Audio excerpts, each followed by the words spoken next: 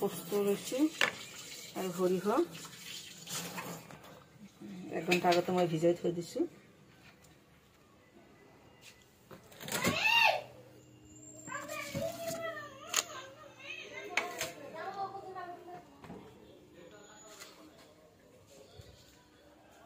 এই মাছ পাবদা মাছ এই আজি সৰিয়হ দি আৰু এই প্ৰস্তুতি আজি এই পাবদা মাছৰ ৰেচিপিটো মই বনাওঁ।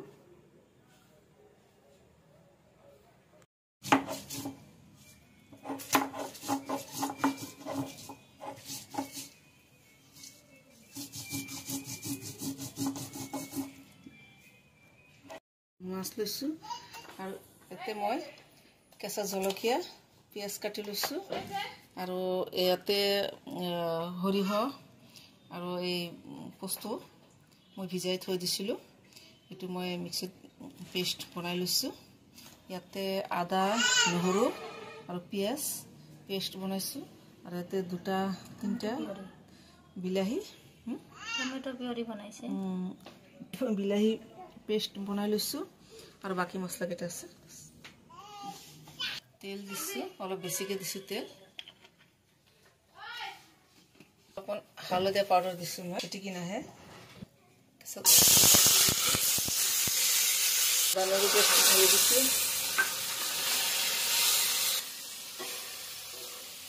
हेलो गाइस, आज हम लोग का घर में माछ बनने वाला।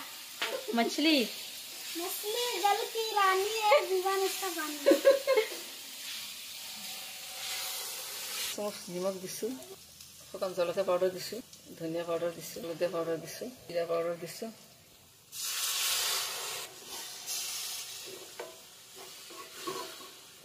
বিলাহীৰ পেষ্ট দি দিছোঁ।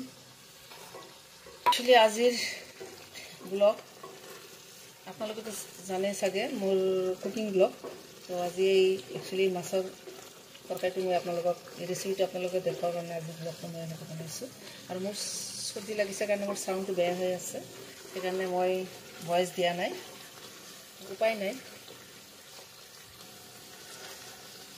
মছলা ভালকৈ মজাই ল'ব লাগে প্ৰথমতে। সৰিয়হ পেষ্টটো দি দিছোঁ।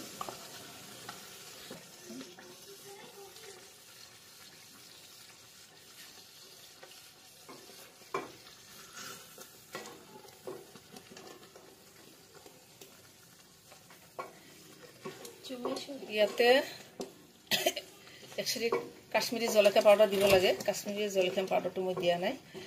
মই সেইকাৰণে বিলাহী পেষ্ট বনাই মই বিলাহী পেষ্টটো মছলাৰ লগত ভালকৈ মজাই দিছোঁ কাৰণে কালাৰটো এনেকুৱা হৈছে, বঢ়িয়া এটা কালাৰ হৈছে।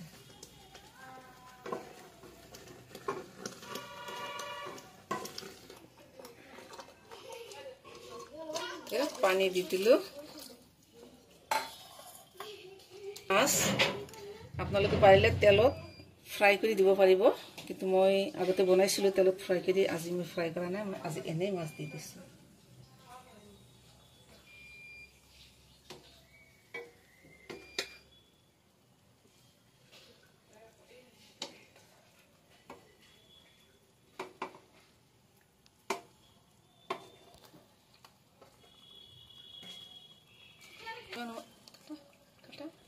কেঁচা জলকীয়া দি দিছোঁ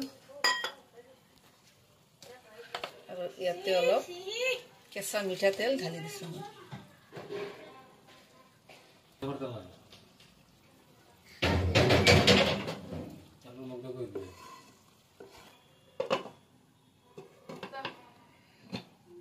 এতিয়া মই 8-9 মিনিট ঢাকন দি থলোঁ।